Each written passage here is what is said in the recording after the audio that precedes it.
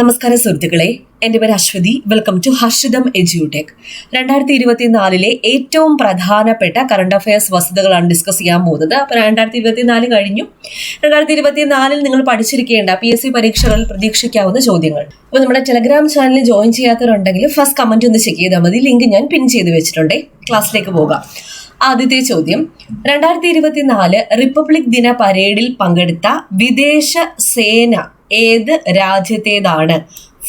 ഫ്രാൻസിലെ വിദേശ സേനയാണ് 2024 റിപ്പബ്ലിക് ദിന പരേഡിൽ പങ്കെടുത്തത്. മുഖ്യ അതിഥി ആരായിരുന്നു? ഫ്രഞ്ച് പ്രസിഡന്റായ ഇമ്മാനുവൽ മാക്രോൺ ആയിരുന്നു 2024 റിപ്പബ്ലിക് ദിനത്തിലെ മുഖ്യ അതിഥി. അടുത്ത ചോദ്യം, 2024 ഫെബ്രുവരിയിൽ ലോക്പാൽ ചെയർപേഴ്സണായി നിയമിതനായത് ആര്? 2024 ഫെബ്രുവരിയിൽ ലോക്പാൽ ചെയർപേഴ്സണായി നിയമിതനായത് AM ഖാൻവിൽക്കർ. അജയ് മണിക് റാവു ഖാൻവിൽക്കർ ആണ് 2024 ഫെബ്രുവരിയിൽ ലോക്പാൽ ചെയർപേഴ്സണായി നിയമിതനായത്. കേരള സംസ്ഥാന യുവജന കമ്മീഷന്റെ യൂത്ത് ഐക്കൺ അവാർഡ് നേടിയ സാഹിത്യകാരൻ ആര്? K അഖിലാണ് യൂത്ത് ഐക്കൺ അവാർഡ് നേടിയ സാഹിത്യകാരൻ. മറ്റൊരു ചോദ്യം, ബേസിൽ ജോസഫിന് ഒരു അവാർഡ് കിട്ടിയല്ലോ. എന്താ അത്? കേരള സംസ്ഥാന യുവജന കമ്മീഷന്റെ യൂത്ത് ഐക്കൺ അവാർഡ് നേടിയ സിനിമാ സംവിധായകൻ ആരാണെന്ന് ചോദിച്ചാൽ ബേസിൽ ജോസഫ് ആണ്. ഇപ്പൊ കേരള സംസ്ഥാന യുവജന കമ്മീഷന്റെ യൂത്ത് ഐക്കൺ അവാർഡ് നേടിയ സിനിമാ സംവിധായകൻ ആരാണെന്ന് ചോദിച്ചാൽ ബേസിൽ ജോസഫും സാഹിത്യകാരൻ ആരാണെന്ന് ചോദിച്ചാൽ K അഖിലുമാണ്. K Akhil.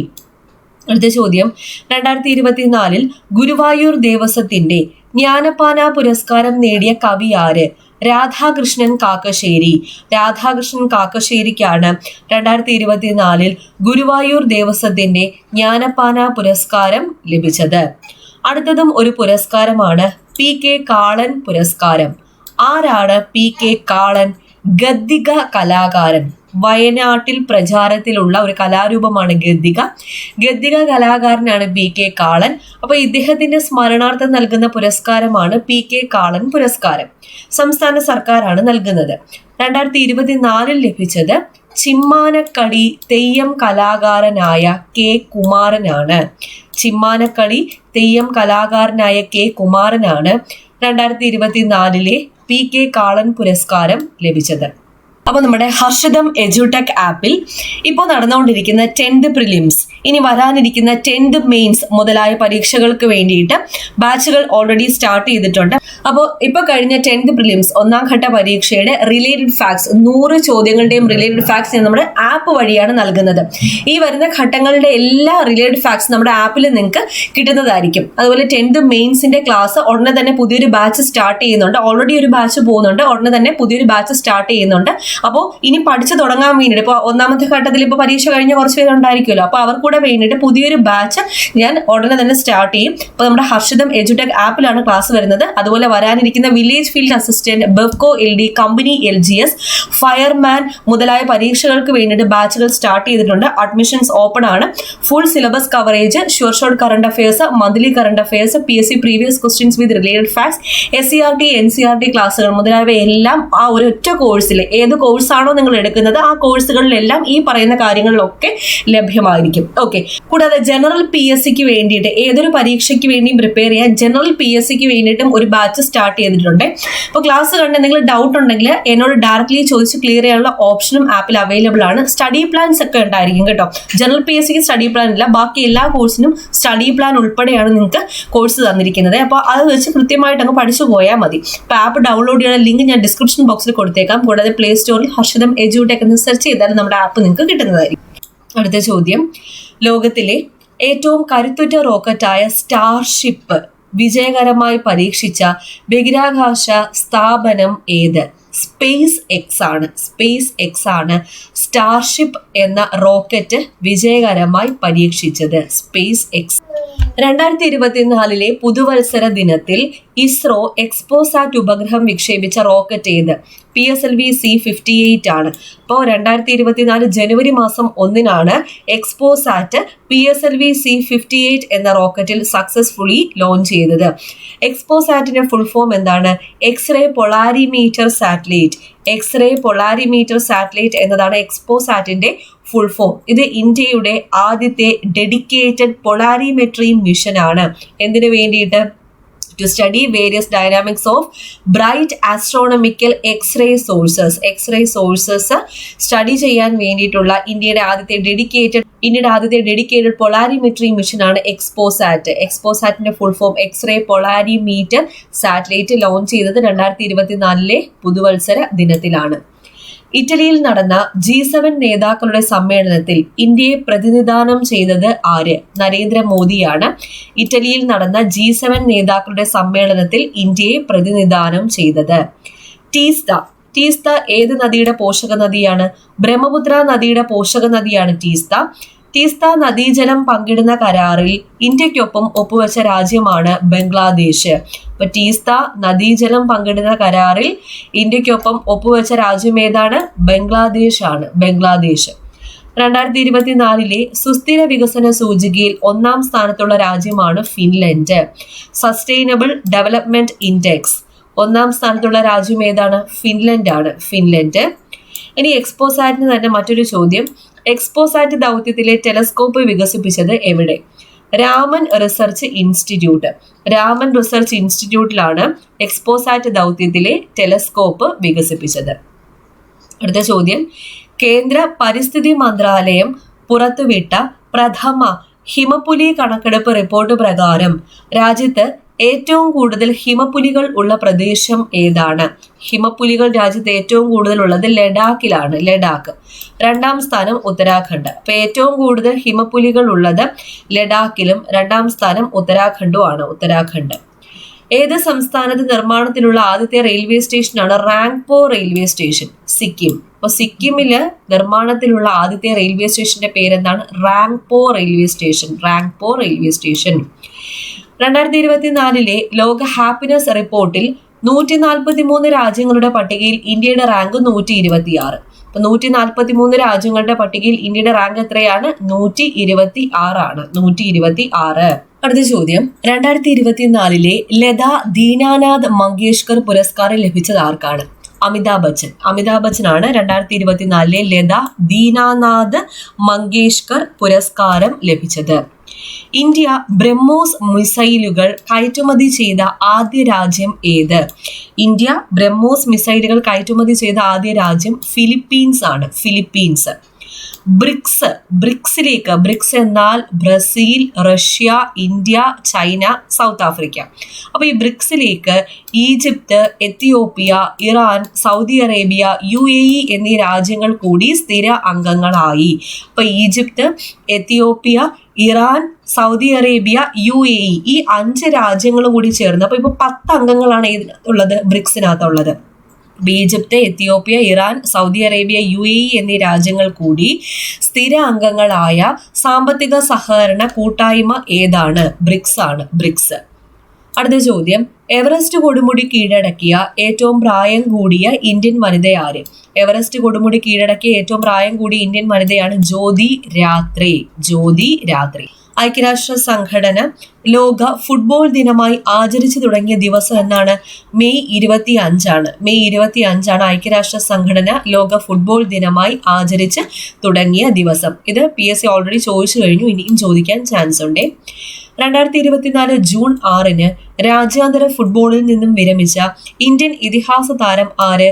Sunil ഛേത്രിയാണ് 2024 June 6 രാജ്യാന്തര ഫുട്ബോളിൽ നിന്നും വിരമിച്ച ഇന്ത്യൻ ഇതിഹാസ താരം. അടുത്തതൊരു ഓപ്പറേഷനാണ്, ഒരു രക്ഷാദൗത്യം. ഓപ്പറേഷൻ ഇന്ദ്രാവതി. ഇത് ഹെയ്ത്തിയിൽ കുടുങ്ങിയ ഇന്ത്യൻ പൗരന്മാരെ നാട്ടിലെത്തിക്കുന്നതിന് വേണ്ടി ഇന്ത്യ സംഘടിപ്പിച്ച രക്ഷാദൗത്യമാണ്. അപ്പൊ ഹെയ്ത്തിയിൽ കുടുങ്ങിയ ഇന്ത്യൻ പൗരന്മാരെ നാട്ടിലെത്തിക്കുന്നതിന് വേണ്ടി ഇന്ത്യ സംഘടിപ്പിച്ച രക്ഷാദൗത്യത്തിന്റെ പേരെന്താണ്? ഓപ്പറേഷൻ ഇന്ദ്രാവതിയാണ്. ഓപ്പറേഷൻ ഇന്ദ്രാവതി.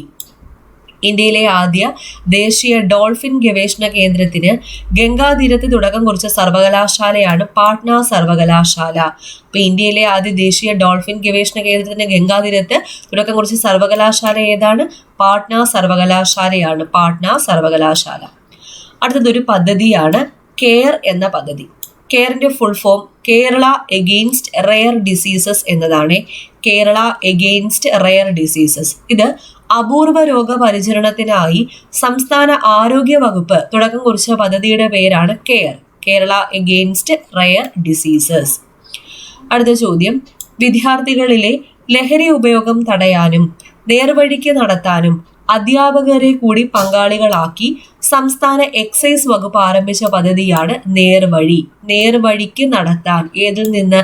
ലഹരി ഉപയോഗത്തിൽ നിന്നും വിദ്യാർത്ഥികളെ നേർവഴിക്ക് നടത്താനായി അധ്യാപകരെ കൂടി പങ്കാളികളാക്കി സംസ്ഥാന എക്സൈസ് വകുപ്പ് ആരംഭിച്ച പദ്ധതിയുടെ പേരാണ് നേർവഴി. അടുത്ത ചോദ്യം, 2024 കാൻ ചലച്ചിത്രമേളയിൽ മികച്ച സംവിധായകനുള്ള പുരസ്കാരം നേടിയത് മിഗേൽ ഗോമസ് ആണ്. മിഗേൽ ഗോമസ് മികച്ച സംവിധായകൻ. കാൻ ചലച്ചിത്രമേളയിൽ മികച്ച സംവിധായകനുള്ള പുരസ്കാരം നേടിയത് ആരാണ്? Miguel Gomes. അപ്പൊ ഇത്രയും ക്വസ്റ്റ്യൻസ് ഒന്ന് റിവൈസ് ചെയ്തിട്ട് വരാം. 2024 റിപ്പബ്ലിക് ദിന പരേഡിൽ പങ്കെടുത്ത വിദേശ സേന ഫ്രാൻസിന്റേതാണ്. 2024 ഫെബ്രുവരിയിൽ ലോക്പാൽ ചെയർപേഴ്സണായി നിയമിതനായത് AM ഖാൻവിൽക്കർ. കേരള സംസ്ഥാന യുവജന കമ്മീഷന്റെ യൂത്ത് ഐക്കൺ അവാർഡ് ലഭിച്ച സാഹിത്യകാരൻ K അഖിലാണ്.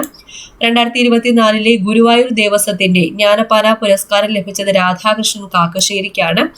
2024 സംസ്ഥാന സർക്കാരിന്റെ PK കാളൻ പുരസ്കാരം ലഭിച്ചത് K കുമാരൻ. ഇദ്ദേഹം ചിമ്മാനക്കളി തെയ്യം കലാകാരനാണെന്ന് ഓർക്കുക. സ്റ്റാർഷിപ്പ്, ലോകത്തെ ഏറ്റവും കരുത്തുറ്റ റോക്കറ്റാണ് സ്റ്റാർഷിപ്പ്. വിജയകരമായി പരീക്ഷിച്ചത് സ്പേസ് എക്സ് ആണ്. PSLV C-58 എന്ന റോക്കറ്റ് ഉപയോഗിച്ചിട്ടാണ് 2024 ജനുവരി മാസം 1 ISRO എക്സ്പോസാറ്റ് എന്ന ഉപഗ്രഹം വിക്ഷേപിച്ചത്. ഇറ്റലിയിൽ നടന്ന G7 നേതാക്കളുടെ സമ്മേളനത്തിൽ ഇന്ത്യയെ പ്രതിനിധാനം ചെയ്തത് നരേന്ദ്രമോദി. ടീസ്ത, ബ്രഹ്മപുത്ര നദിയുടെ പോഷക നദിയാണ് ടീസ്ത. നദീജലം പങ്കിടുന്ന കരാറിൽ ഇന്ത്യക്കൊപ്പം ഒപ്പുവെച്ച രാജ്യം ഏതാണ്? ബംഗ്ലാദേശ് ആണ്.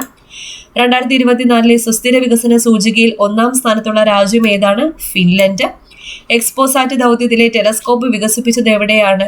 രാമൻ റിസർച്ച് ഇൻസ്റ്റിറ്റ്യൂട്ടിലാണ്.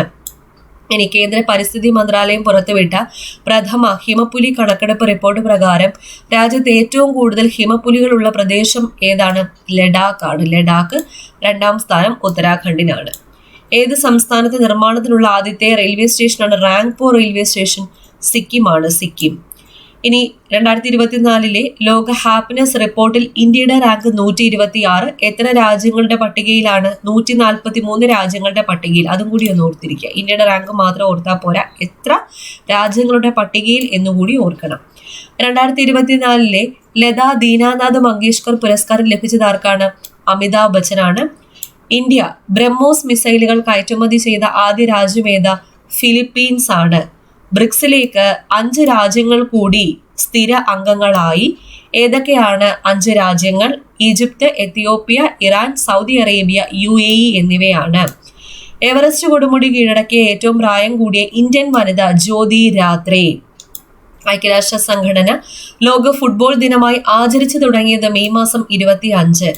2024 ജൂൺ 6 രാജ്യാന്തര ഫുട്ബോളിൽ നിന്ന് വിരമിച്ച ഇന്ത്യൻ ഇതിഹാസ താരം സുനിൽ ഛേത്രി. അടുത്തൊരു ഓപ്പറേഷനാണ് ഓപ്പറേഷൻ ഇന്ദ്രാവതി. ഇത് ഹെയ്ത്തിയിൽ കുടുങ്ങിയ ഇന്ത്യൻ പൗരന്മാരെ നാട്ടിലെത്തിക്കുന്നതിന് വേണ്ടി ഇന്ത്യ സംഘടിപ്പിച്ച രക്ഷാദൗത്യമാണെന്ന് ഓർക്കുക. പാട്ന സർവകലാശാല ഇന്ത്യയിലെ ആദ്യ ദേശീയ ഡോൾഫിൻ ഗവേഷണ കേന്ദ്രത്തിന് ഗംഗാതീരത്ത് തുടക്കം കുറിച്ച സർവകലാശാലയാണ് പാട്ന സർവകലാശാല.